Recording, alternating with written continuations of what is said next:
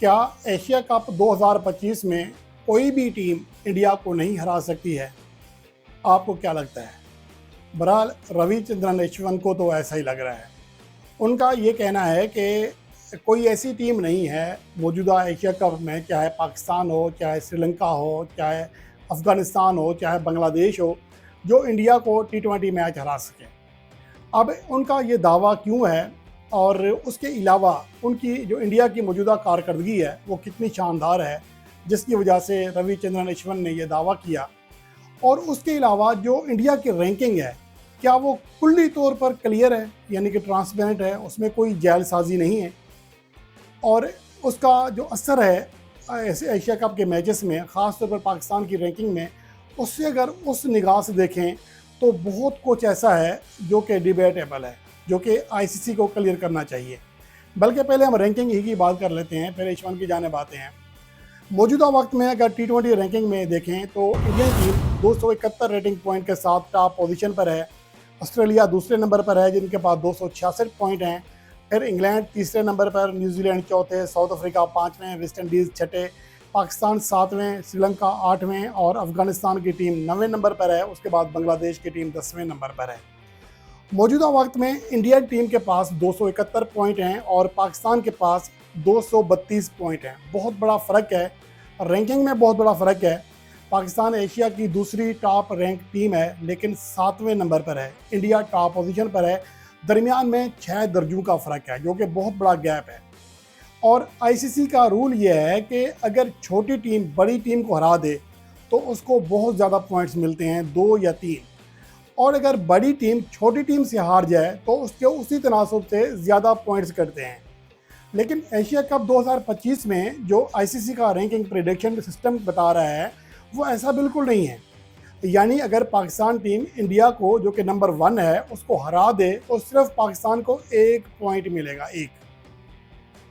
है ना हैरानकुन बात। इसके अलावा तीसरे दर्जे पर मौजूद इंग्लैंड की टीम, जिनके दरमियान सीरीज भी चल रही है साउथ अफ्रीका के साथ, अगर अगले मैच में साउथ अफ्रीका को हरा दे तो जो कि 5वें नंबर पर है, तब भी इंग्लैंड को 1 पॉइंट मिलेगा। यानी कि 7वें दर्जे की जो टीम है वो नंबर 1 टीम को हराए तब भी 1 पॉइंट। और अगर तीसरे नंबर की इंग्लैंड 5वें नंबर पर मौजूद साउथ अफ्रीका को हराए तब भी 1 पॉइंट। और इसके अलावा जो अफ़गानिस्तान की टीम है मौजूदा वक्त में 9वें नंबर पर है, बांग्लादेश की टीम 10वें नंबर पर है। अगर बांग्लादेश की टीम सिर्फ 1 दर्जा ऊपर और चंद पॉइंट के फ़र्क से ऊपर जो मौजूद है अफ़गानिस्तान, उसको शिकस्त दे दे तो तब भी उसे 1 पॉइंट मिलेगा। यानी कि 10वें और 9वें नंबर, 7वें और 1 नंबर, इसमें कोई फ़र्क नहीं है। तो ये मुझे लगता है कि रैंकिंग में बहरहाल ऐसा होता नहीं है। अगर इसी तरह श्रीलंका की टीम, जो कि पाकिस्तान से 1 दर्जा नीचे है, 8वें नंबर पर है, अगर वो बांग्लादेश को हरा दे तब भी उसे 1 पॉइंट मिलेगा।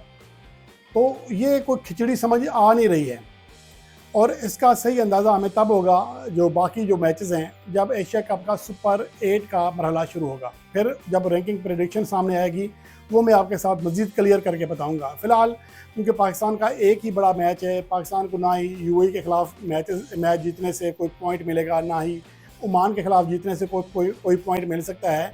अगर पाकिस्तान की तरक्की मुमकिन है तो सिर्फ इस बात से मुमकिन है कि अगर पाकिस्तान इंडिया को हराए, लेकिन पाकिस्तान को सिर्फ 1 पॉइंट मिलेगा। तो ये तो है रैंकिंग भी, जिसमें काफ़ी चीज़ें डाउटफुल हैं।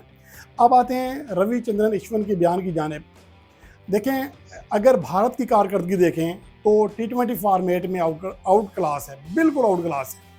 T20 वर्ल्ड कप 2022 जिसके सेमीफाइनल में वो नहीं जा सके थे, उस इवेंट के बाद जो 15 T20 सीरीज़ खेली हैं या टूर्नामेंट खेले हैं इंडिया ने, उनमें से मासिवा वेस्ट इंडीज़ के ख़िलाफ़ एक सीरीज़ के, जो कि अमेरिका और वेस्ट इंडीज़ में खेली गई, उसके अलावा कभी भी किसी भी सीरीज़ में इंडिया को शिकस्त नहीं हुई है। एक सीरीज़ ड्रा ज़रूर की है 1-1 से साउथ अफ्रीका में, और बाकी जो 13 सीरीज़ या टूर्नामेंट हैं वो 13 के 13 जीते हैं। और 2024 में अगर आप देख लें तो अब तक 2024 में से लेकर अब तक 2 सालों में या 1.5 सालों में इंडिया ने मजमूई तौर पर 33 T20 इंटरनेशनल मैचेस खेले हैं।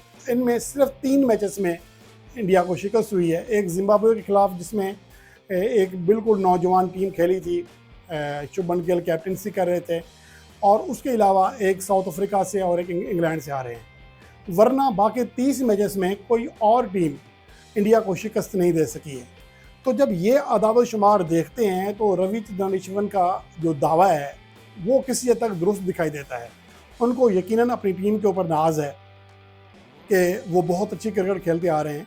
लेकिन यहाँ मैं ये कहना चाहूँगा कि अश्विन साहब, T20 फार्मेट बहुत ही मुख्तलिफ फार्मेट है।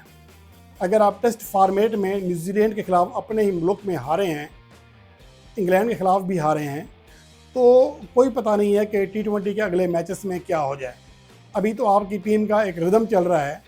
अभी इस टीम में उतने ज़्यादा सीनियर खिलाड़ी भी मौजूद नहीं हैं जो हारने के बाद का जो प्रेशर आता है वो झेल सकें।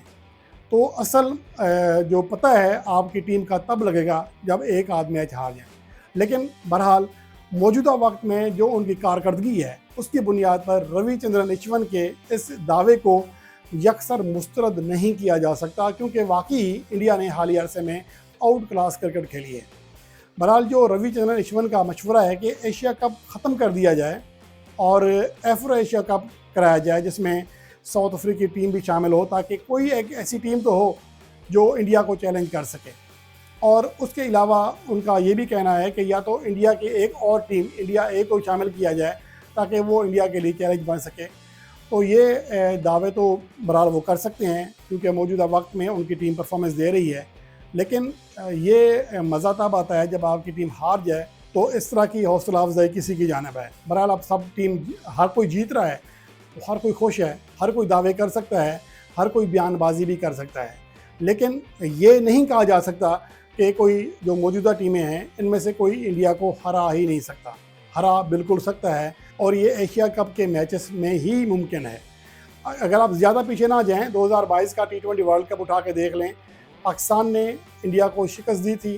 T20 वर्ल्ड कप 2022 में पाकिस्तान लगभग इंडिया को हरा चुका था अंपायर की मेहरबानी की वजह से और विराट कोहली की हाजिर दिमागी की वजह से, जो हाजिर दिमागी का इस्तेमाल किया बोल्ड होने के बावजूद, जो कि फ्री हिट पर बोल्ड हुए, 3 रन ले लिए, तो मैच पाकिस्तान के हाथ से निकला। अंपायर ने फ्री हिट दे दी जो कि गलत थी। उस मैच में भी लगभग इंडिया हार रहा था।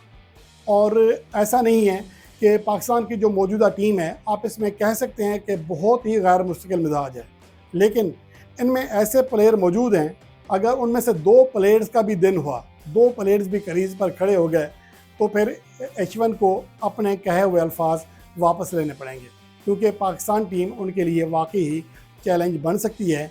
और उम्मीद करते हैं कि 14 सितंबर को ये मैच एक तरह से चैलेंजिंग साबित होगा। अब देखना यह है कि रविचंद्रन अश्विन का जो दावा है वो भारतीय टीम किस हद तक पूरा करती है।